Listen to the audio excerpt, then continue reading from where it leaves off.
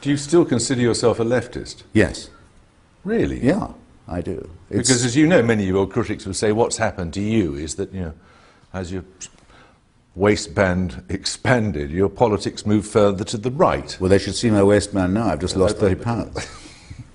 Not in the nicest possible way. But the accusation no, against of course. you is... Well, it's such a well-known script that it is indeed deserving of the name cliché, and I pin that accusation on my accusers. That's what they're resorting to. So do any of these labels apply to you, leftist or whatever? I mean, you're more of an iconoclast, aren't you?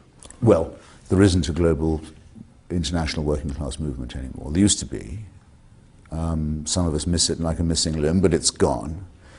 Is it likely to be replaced? I don't think so. Is there a socialist theory of an alternative world economy that, just in theory, could stand up against the idea of a market system, however defined? Not conspicuously, no. In fact, the anti-globalizing movement seems to me to be nostalgic for a pre-industrial society in many ways, thus to be rather conservative. From this, you could probably tell that I still think like a Marxist, which I do. Yes. You believe in the dialectic. Yes, and in the materialist conception of history. Yeah, I do that. The end of the Cold War really buggered everything up, didn't it? Yes, it did, but it was a huge release of human energy. Huge release of human energy and emancipation. It was a great day, November 9th, 1989. I have on my, just behind me, you can see it, a chunk of the Berlin Wall.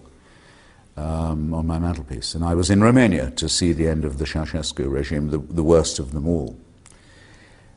And it materializes my view that human nature is actually incompatible with dictatorship and slavery.